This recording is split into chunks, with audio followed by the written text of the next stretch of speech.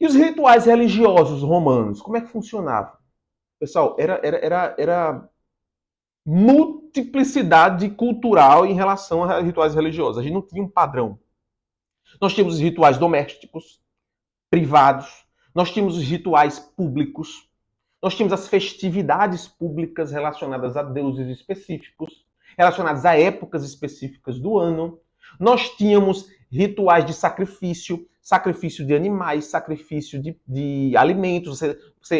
Essa imagem que eu coloquei aqui para vocês é um sacrifício que você fazia de uma oferenda de alimento. Você pegava um alimento que foi de uma colheita sua, aquilo você poderia ter comido, mas você está oferecendo ao seu Deus, aos seus deuses, né?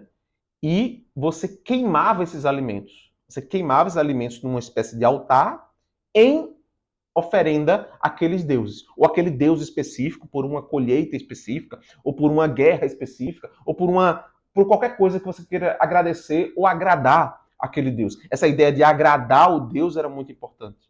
Né? A relação do cristianismo, quando a gente vai comparar o cristianismo que a gente está tão acostumado com a religião romana, ela é muito diferente. Né? Os rituais eram muito mais de agradar o Deus do que de uma crença ilimitada e uma fé cega sobre aquele Deus. A gente, como cristão, como cultura cristã, a gente tem uma ideia de crença no sentido da fé. Né? Nós temos que crer incondicionalmente naquilo e acreditar naquele Deus. Não tinha essa discussão sobre fé. Os deuses existiam. Ponto. Não tinha dúvida que os deuses existiam. Os deuses estavam lá. Na cabeça do romano da antiguidade, os deuses estavam lá. Eles criaram isso aqui. Eles criaram Roma. Eles criaram Roma. Então, como assim essa ideia de ter fé ou não ter fé, eu estou perdendo a minha fé, isso não existia. Os deuses estavam lá. Eu só tenho que agradá-los. Ponto. E os rituais, os sacrifícios eram para isso. Era para agradar o Deus ou um agradecimento a esses deuses. Então, as práticas religiosas, quando eu digo que elas eram múltiplas, eu digo porque o Império Romano era vasto. Então, nós tínhamos práticas religiosas acontecendo de maneira diferente em determinadas regiões do Império.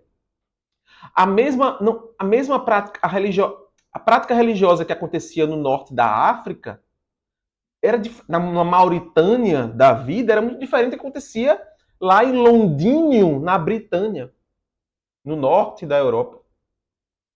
Então, as práticas religiosas elas não eram únicas. Não é feita uma missa que acontece exatamente aqui em Recife, ela está acontecendo exatamente da mesma forma em Helsinki, ou na Eslovênia, ou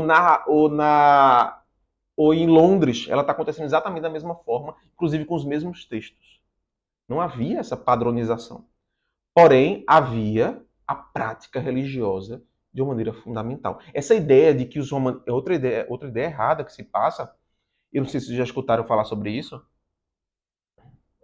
de que os romanos eram céticos, que a religião romana era apenas uma forma de controlar o povo e que era uma ferramenta de manipulação, que na verdade eles não acreditavam tanto, era um povo cético.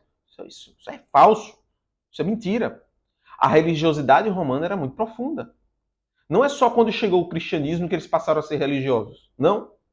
Eles passaram de politeístas para monoteístas. Eles passaram de religiosos romanos, porque a religião romana não tinha um nome específico, para cristãos. Mas a religiosidade romana existia desde a época do politeísmo. Era real, era visceral, era pertencente a todos. Tanto é que os cargos políticos eram misturados com os cargos religiosos. Júlio César, por exemplo, chegou a ser um pontífice máximo. O pontífice máximo era o mais alto cargo dos sacerdotes romanos. E eram geralmente os políticos que ocupavam, eram os senadores que ocupavam esses cargos de pontífice máximo. Ele era o mais alto cargo do colégio de sacerdotes, que eram várias categorias de sacerdotes que existiam. Cícero chegou a ser pontífice máximo. Vários outras figuras importantes da Roma Antiga foram sacerdotes. Hoje a gente não consegue entender isso. A gente não vai entender que o presidente da República é ao mesmo tempo um padre, ou um pastor, ou o presidente da República, o senador, o ministro do STF é ao mesmo tempo um rabino. A gente não tem essa relação, a gente já separou isso muito bem feito, né? Naquela época, não. O Estado romano estava entrelaçado com sua religião, com suas práticas religiosas, com suas festividades religiosas, com o que a gente chama de religião pública romana. Havia uma religião pública romana, que eram as práticas oficiais do Estado romano para o povo romano, com a questão das festividades, por exemplo. Que um grande exemplo, um ótimo exemplo é a Saturnália, que é o que a gente vai falar daqui a pouco. Então, os rituais religiosos eles eram múltiplos e eles aconteciam tanto na esfera privada como na esfera pública, de uma maneira mais oficial, de uma maneira mais financiada pelo Estado romano. Tá? E a religião greco-romana? Vamos ter uma religião greco-romana?